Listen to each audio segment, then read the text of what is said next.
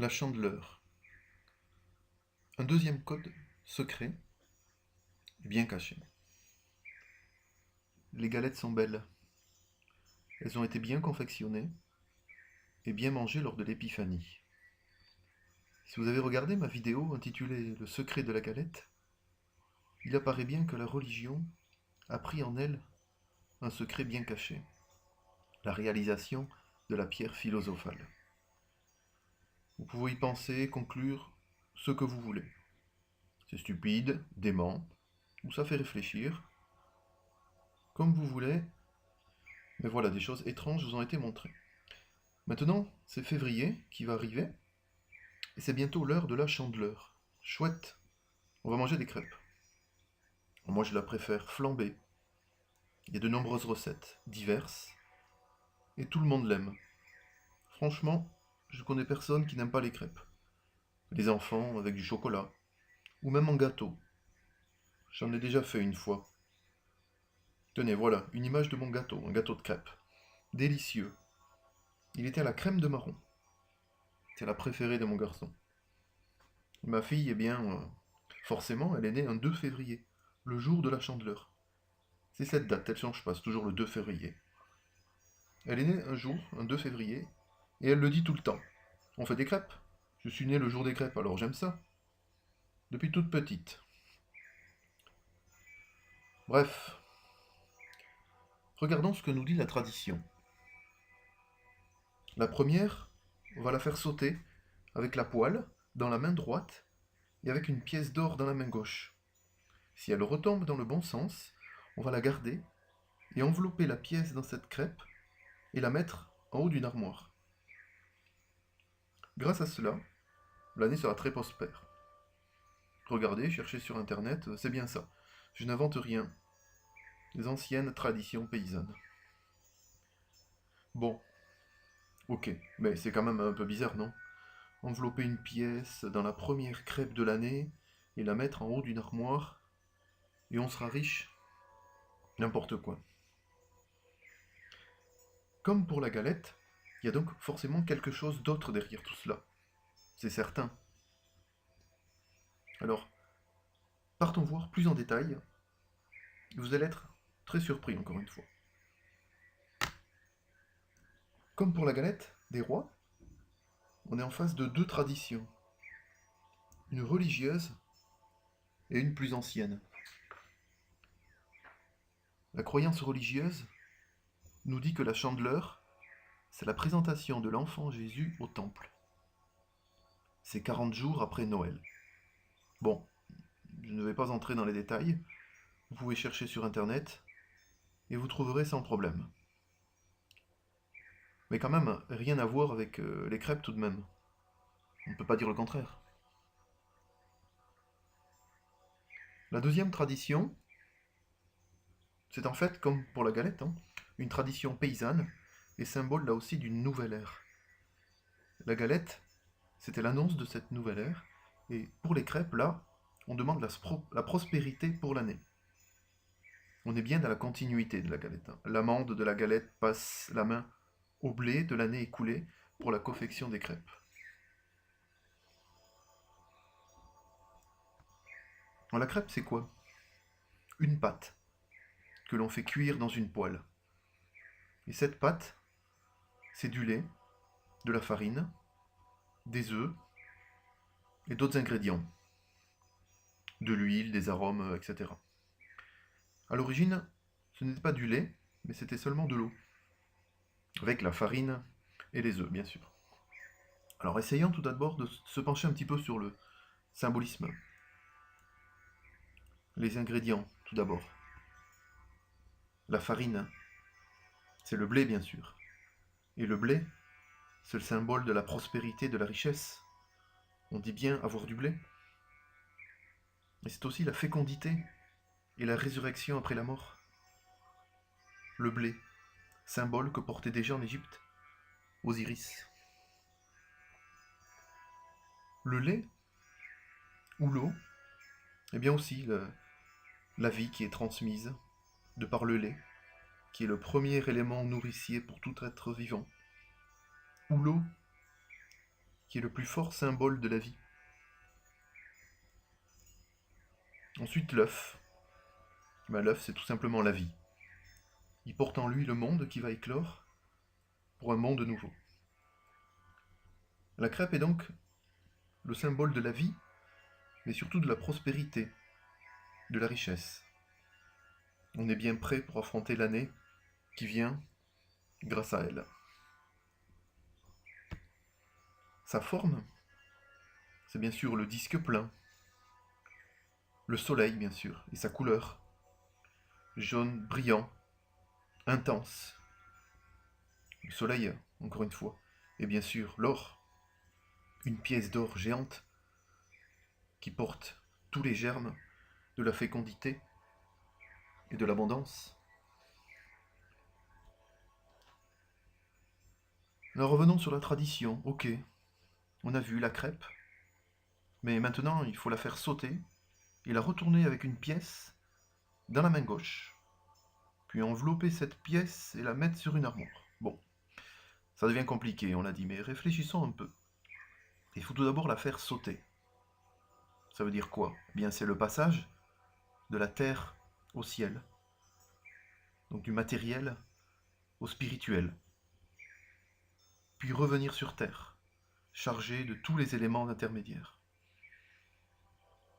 Cela pourrait se voir comme un passage des ténèbres à la lumière, d'ailleurs, chandeleur, dans le mot, c'est bien chandelle qui est intégré. C'est la fête de la lumière aussi. Si l'on assimile la crêpe au soleil, eh bien c'est aussi le soleil qui se lève le matin et qui se couche le soir. D'ailleurs, on parle de l'aurore. L'or, bien sûr, AU, c'est son symbole chimique en plus, dans le mot aurore. Et le soir, c'est quoi? Le crépuscule. Crépuscule. La crêpe y est clairement mentionnée. Étrange là aussi, hein? Non, bien sûr. Il suffit de décoder tout ça. Et la pièce, maintenant. De la main gauche à la main droite. C'est la petite pièce qui s'est transformée en grande pièce et qui va se multiplier. Cela rappelle un peu la multiplication des pains, si l'on reste dans la tradition catholique.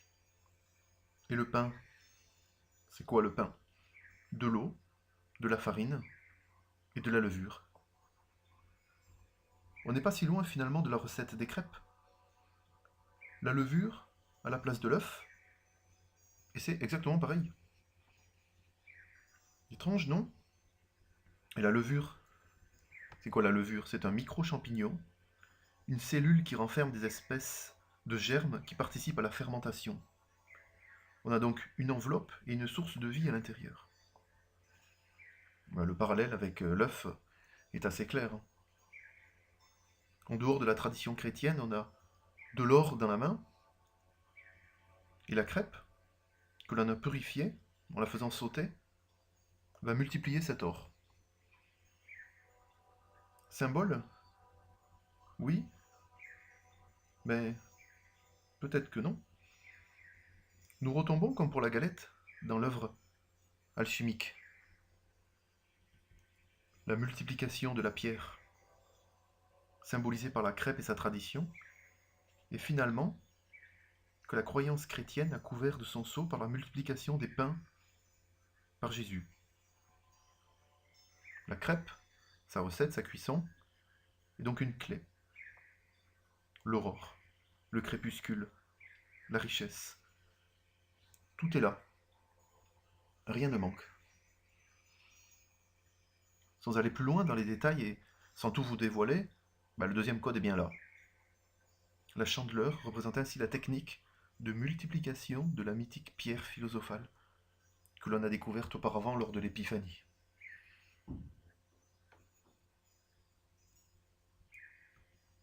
Et la crêpe, c'est aussi les 4 éléments primaires réunis.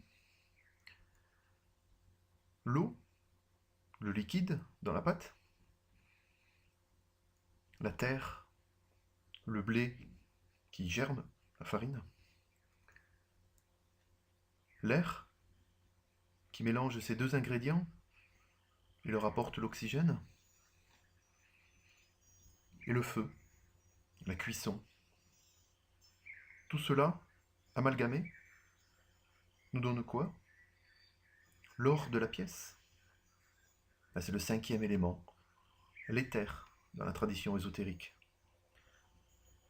Celui qui maîtrise la crêpe, celui qui sait la cuire, la retourner, eh bien, c'est celui qui maîtrise les éléments, donc, les 4 éléments.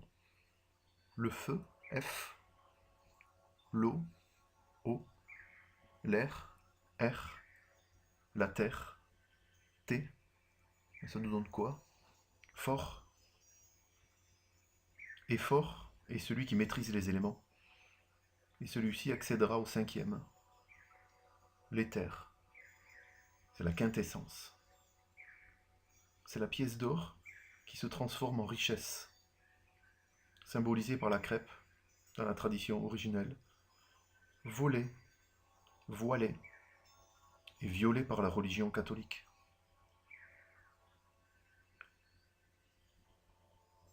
Voilà quelques codes, quelques secrets. Mais nous pourrions aller encore plus loin.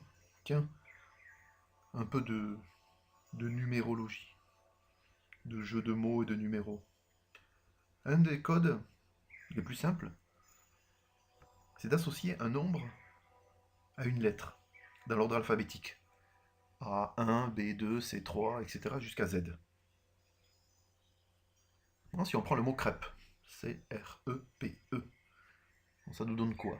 C3, R18, E5, P16, E5. Total, 47. Bon. Qu'est-ce qu'on en fait du 47? Eh bien, un numéro, un élément, et on va aller voir sur le tableau périodique des éléments, la classification de Mendeleïev. On va chercher 47. 47, la crêpe, c'est quoi? On regarde, et bien voilà. C'est le numéro de quel atome? L'argent. Tiens, c'est bizarre, non?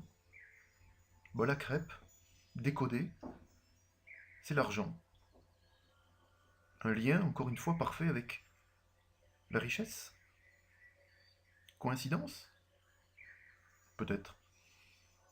Et on pourrait encore approfondir, encore et encore. Et plus on creuse, et plus on tombe sur quelque chose.